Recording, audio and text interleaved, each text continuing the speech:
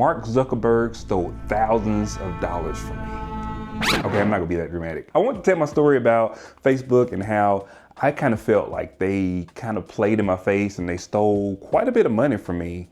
And it wasn't until this moment that I realized that everything that happens generally happens for a reason. You'll know why at the end of the video. But so this started out probably 3 or so years ago, 2.5, 3 years ago. I got an invite on Facebook that said, hey, TJ, you can make videos on Facebook or you can post content to Facebook and get paid up to $30,000 per month. And I was like, $30,000? They crazy. Anybody gonna pay no $30,000 for no videos. I went on there and I signed up everything. I filled everything out, and I was already a Facebook user, but I wasn't really posting a lot of things to Facebook. So I actually had what I call a burner account. It wasn't really a burner account. It was kind of my business account that I made for Pallet Jacking, that all I was doing Facebook Marketplace through it. So that's literally the only reason I created that account, was to do Facebook Marketplace. And I changed it to just my name, Anthony Lovelady, because I was like, well, it's Pallet Jacking, but it's also, I want people to know that I'm an actual person. I'm not just a name or just an account. And so I created that account, and I had that account open for quite some time, actually since we started our business in 2020. So 2019, 2020, around that time frame, I created this account. When they sent me this invite, I was like, man, this gotta be like a scam or something. And it wasn't, because I was able to sign up and it showed on there, hey, you can make up to $30,000 per month. And I was one of the kind of first ones that got this invite. And when I say the first ones, probably when they introduced the program was maybe 4 months old when I got this invite, and a lot of people didn't get this invite, and a lot of people haven't gotten this invite since then. So I was posting stuff to Facebook, and I was just posting like memes and some of my videos from TikTok and some of my videos from YouTube, and just trying to see what would actually stick. And I wasn't really making much money. I think my first couple of days I was making maybe $2 or $3 per day, or maybe $2 or $3 per couple of days. So it wasn't like a ton of money. I was like, there's no way you're gonna make $30,000 by posting content on Facebook, right? So I posted one video because I saw that there was a person that people were talking about on Facebook, and it was Chrisean Rock. So she's a kind of an influencer slash rapper slash social media person. And I didn't know her. I didn't really know anything about her. I didn't know anything about her family, but I did know that that video I posted got so many views and comments. I was like, well, who is this girl? So I started researching the girl, and her life was full of drama, just like a lot of people on social media, right? It's a lot of social media influencers and people on social media. It's people on reality shows that just have like a bunch of drama going on. A lot of it is to garner those views, to get people to interact with their content, interact with their music, or whatever it is.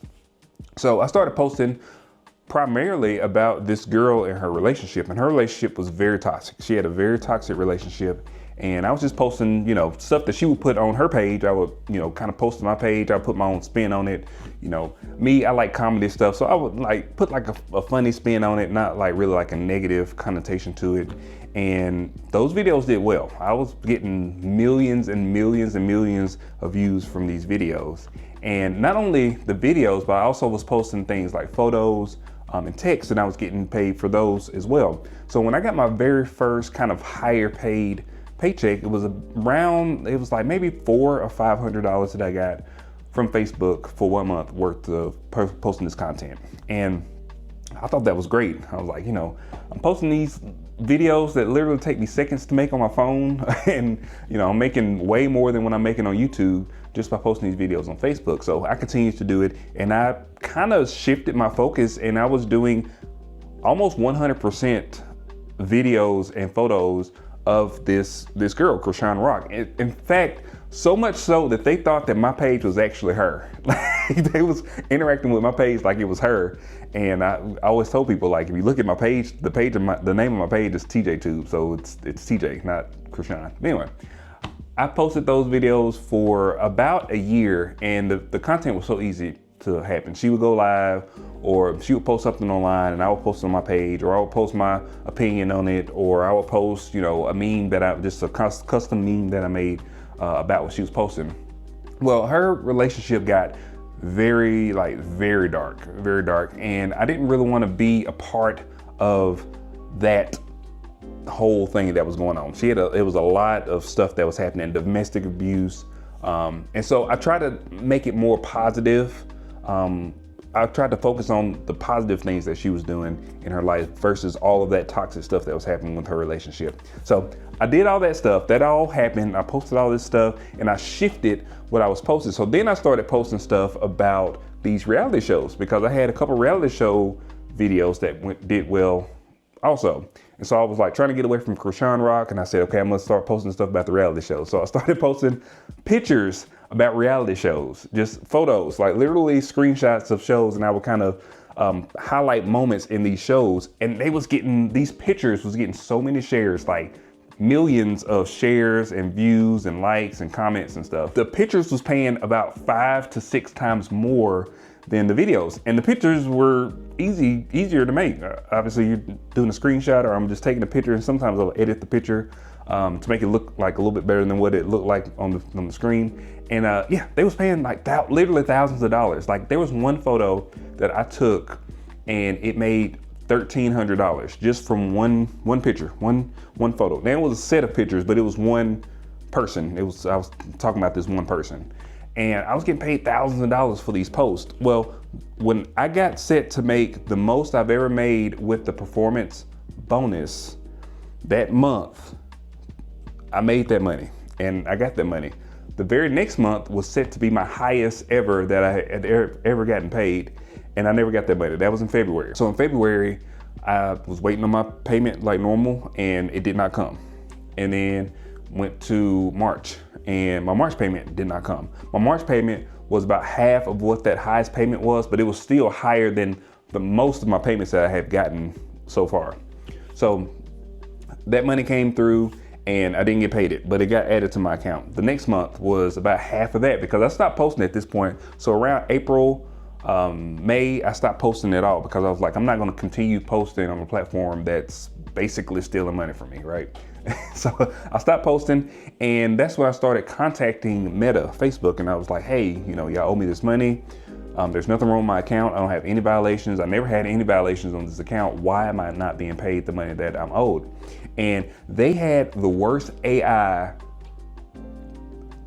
that you could ever speak. The AI that they have for their customer service is absolutely terrible because they will send you the same message. It's like a canned message, basically saying like this account has fraudulent activity. And I would say, no, it doesn't. Then they'll come back and say, okay, we're checking into this matter for you. Then they'll come back and say, I'm sorry, there's nothing else we can do. Those are the 3 messages I would get. And sometimes it would be all in the same day. Sometimes it would be over multiple days. Sometimes it would be over, like, I will ask the question 1 month, and then next month they will come back with the same answer. But it was always the exact same canned message. And I got to a point where I was sending a message literally every single day because I was like, I'm not letting this go, because this was $6,700 and some odd dollars that I was owed at this point. So I was sending a message every single day. Hey, where's my money? What's going on with my money? What's going on with this? And finally, they sent me a message and it said, basically, there's nothing else we can do about this, and you're never gonna get your money. It's what the message came from. It came from George, because George is the AI person. If you know Meta, if you know Facebook, you know George is the guy that would send you that, with the AI person. So once I got the message basically saying that I wasn't gonna get the money, I tried to reset my mindset to not think about it in the fact like, okay, I need this money, or I need to use this money for a bill, because I never treat my side money like money that I need for my bills. I never rely on any income I get from any source other than my full-time job to pay like my bills. So it was money that I was owed, but it wasn't necessarily money that I needed. And this went on for months, and finally in August, I was like, you know what? I'm not gonna contact them anymore. I'm just gonna write this off as a loss. I'm done with it. I'm done worrying about it. Because I had started worrying about it, like not because I needed the money, but because I felt like I had been wronged worse than I had ever been wronged before. Because there's been a bunch of times where, people have wronged me or companies have wronged me, but never to the extent of owing me $6,000, almost $7,000. And it was pretty impactful to like my psyche, my mind. And I just had to wipe it out of my mind and say, listen, I'm not gonna worry about this money anymore. I'm never gonna get it, whatever. So that was September, October. And finally in November, I said, you know what? I'm just gonna contact them one more time They hadn't said anything, radio silence, the money was still showing in my account, and I said, let me contact them again. So I contacted them, and they contacted me back, and they was like, oh, we cleared your account. Everything's good. You're gonna get paid in the next pay cycle, which would have been December, so the other day.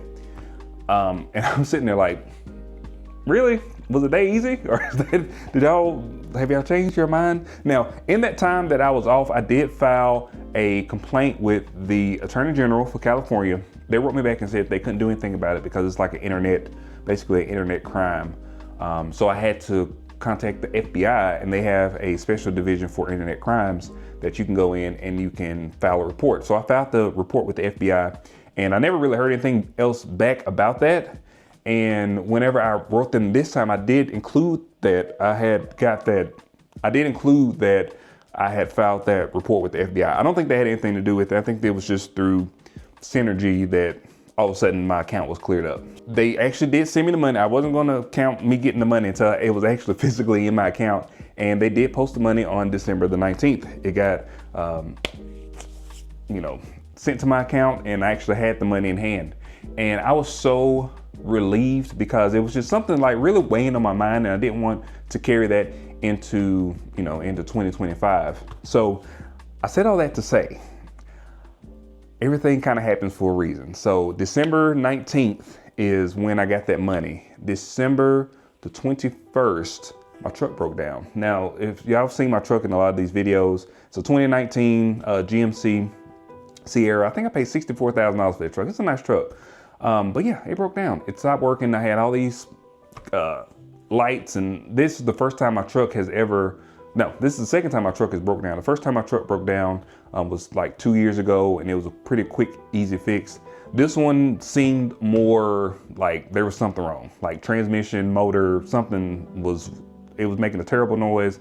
I could barely drive it. It had like 5 lights. I'd never seen all these lights before on my truck.